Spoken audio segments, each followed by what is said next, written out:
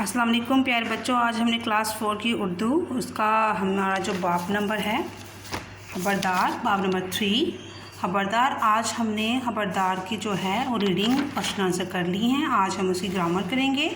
Grammar page number 18 पर है, वहाँ पे है सिफ़्ते निस्बती, इसम और सिफ़्त का ताल्लुक़। ठीक है, इस जो सिफ़त निस्बती है उसमें आप इसम और सिफ़्त का ताल्लुक़ पढ़ेंगे।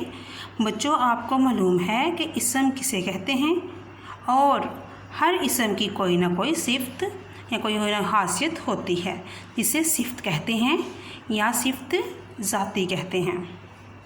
कुछ सिफ़ात इसम के ताल्लुक़ से बनती हैं, जैसे जिसे सिफ़्त निस्बती कहते हैं, जैसे पाकिस्तान से ताल्लुक़ रखने वाले पाकिस्तानी और चीन से ताल्लुक़ रखने वाले चीनी।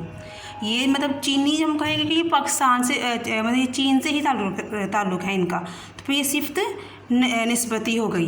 तो ये आपने समझना है कि आपने रीडिंग 2-3 दफ़ा ऐसी करें, आपको इसकी जो है वो है डेफिनेशन समझ आ जाएगी कि क्या सिफ़्त निस्बती क्या होता है। अब आगे उसकी पेज नंबर 19 पे एग्जांपल सरगर्मी है आपकी 1। दर्ज झैल इसमों के साथ सिफ़्त निस्बती लिखें और किसी दूसरे इसम के साथ लिखें। एक मिसाल दी जा रही है, आपने अब सिफ़्त निस्बती लिखनी है और फिर किसी दूसरे इसम के साथ लिखनी है, जैसे पाकिस्तान। अब सिफ़्त निस्बती मतलब पाकिस्तानी, अब ये मतलब ताल्लुक़ बन गया पाकिस्तान और पाकिस्तानी कि मतलब जो पाकिस्तानी है उनका ताल्लुक़ अब पाकिस्तान से बन गया है, तो पाकिस्तानी फ़ौज। अब वही सिफ़्त निस्बती पाकिस्तानी है और सिफ़्त निस्बती को एक इसम के साथ लिखना है, वो हम खुद से लगाएंगे। पहले एग्जाम्पल उन्होंने लगा कर दे दी है, जैसे पाकिस्तानी और पाकिस्तानी फ़ौज। दूसरा हमारा लफ्ज़ है ईरान, उसको हम लिखेंगे ईरानी। सिफ़्त निस्बती बन गई ईरानी, ईरानी लोग। ठीक। अरब, अरबी, अरबी ज़ुबान।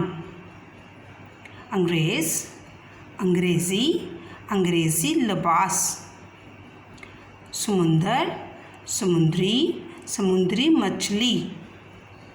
आसमान, आसमानी, आसमानी महलूक। दरिया, दरियाई, दरियाई घोड़े। ये था ये जो ईरानी, अरबी, अंग्रेज़ी। अब अरबी की बात करें तो पता चल जाता है कि हम कहें कि ये अरबी है तो मतलब ये अरब से ही आया होगा। ये अंग्रेज़ी है तो अंग्रेज़ी है। समुद्री, समुंदर से ताल्लुक़ है इसका। आसमानी, आसमान से ताल्लुक़ है इसका, मतलब ताल्लुक़ बता देना निस्बती।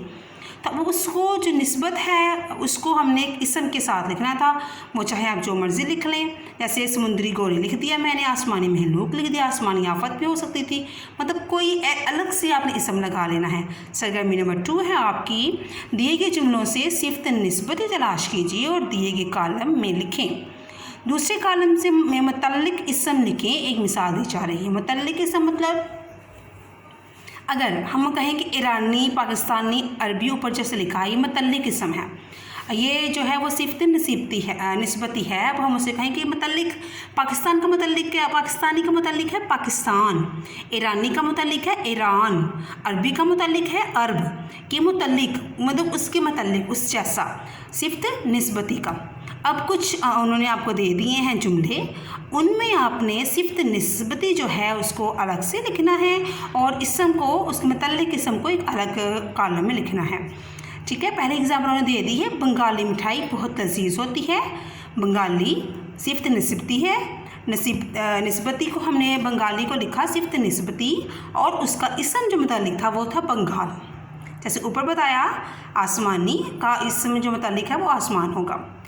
तो जो दूसरा जुमला है वो पढ़ते हैं, पहाड़ी इलाकों में खुश्क मेवा बहुत होता है।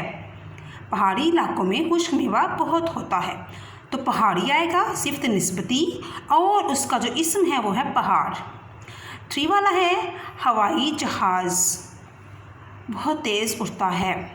हवाई जो है वो है उसका सिफ़्त निस्बती है और हवा उसका मुतल्लिक़ इसम है। बच्ची ने गुलाबी रंग का लिबास पहना है। बच्ची ने गुलाबी रंग का लिबास पहना है। यहाँ पे लिखना, यहाँ पे आपने लिखना है, यहाँ पे आप लिखेंगे गुलाबी और यहाँ पे आप लिखेंगे गुलाब। ठीक, ये हो गया भाई, गुलाबी और गुलाब। ये लिखना भूल गई थी मैं, सॉरी, इसलिए इसको मैंने ऊपर लिख दिया। अब हवाई का हवा हो गया। आगे हमारे देसी खाने दुनिया में मशहूर हैं। देसी की जगह सिफ्त निस्बती है, देसी मतलब देश से ताल्लुक़ रख रहे हैं, तो इसका जो सिफ्त इसम मुतल्लिक है वो है देश। ये प्यारे बच्चों पेज 18 पे आपको सिर्फ निस्बती की एग्जाम्पल है। पेज 19 पे 2 एक्सरसाइज हैं, वो हैं सरगर्मियाँ हैं, वो करनी है। और पेज नंबर 20 पे आ जाएँ। तहलीकी लिखाई है ख़त आदि मुलाकात। पहले ज़माने में मेरे बच्चों, जैसे आपको पता है कि पहले ज़माने में फ़ोन वगैरह नहीं होते थे, तो लोग ख़त लिखा करते थे। तो ख़त को आदि मुलाकात कहा जाता था कि ख़त के ज़रिए हम जब बात करते थे तो ऐसा ही तब लगता था कि जैसे कोई अगला ही बात कर रहा है, उसकी फीलिंग्स सब कुछ, मतलब आदि मुलाकात उसका नाम दिया गया ख़त को। तो अब है पुराने ज़माने में ख़त को आदि मुलाकात कहा जाता था। आज भी ये बात सही है, जब आप किसी से बात करना चाहें और वो सामने ना हो तो ख़त लिखते हैं। अब आप भी ख़त लिखें। दांत ने तो ख़त लिखकर अपना मसला बयान कर दिया।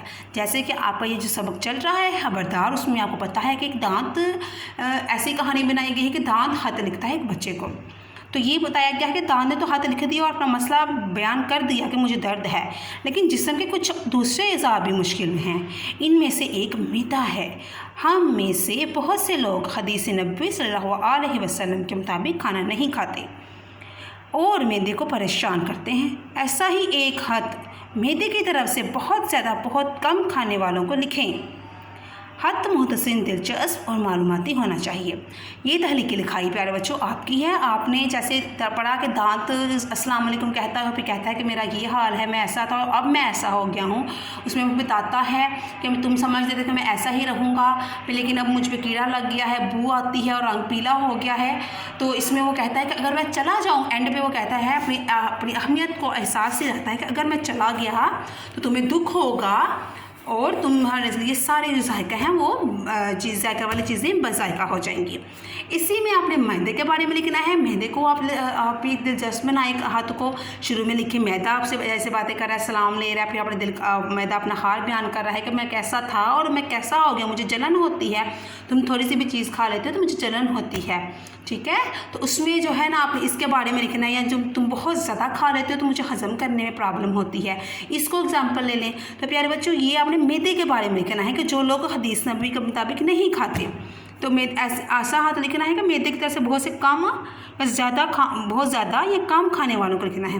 वो लोग जो बहुत ज़्यादा खा लेते हैं, मैदा परेशान होता है, उससे काम करने में मुश्किल होती है और काम सही से नहीं कर पाता।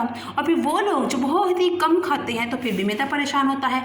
आपने इन दो के बारे में या एक मतलब दोनों या ज़्यादा खाने वाले या फिर कम खाने वालों को अनुमान बनाएं और फिर खत लिखें। खत का जो नक्शा है वो आपके पेज नंबर 20 पर है। मसूल करने वाले का पता, तारीख लिखनी है आपने, अस्सलाम वादाब कहना है। अस्सलाम वादाब आप ऐसे कहेंगे जैसे मैदा कह रहा है, ठीक है। तफसीलात लिखनी है आपने, मैदा क्या क्या कह रहा है, क्या उसे मसला है, ज़्यादा खाने के बारे में लिख रहे हैं, कम खाने के बारे में आप लिख रहे हैं, उसके मतलब आप लिखें। लिखने वाले का नाम लिखें, नाम मैदा उसका होगा, दस्तखत करें और लिखने वाले का पता, ठीक, कि वो कहाँ से उसने लिखा है। तो ये आपका पेज नंबर 18, 19 एंड 20 पे काम था, पेज क्लास 4 का।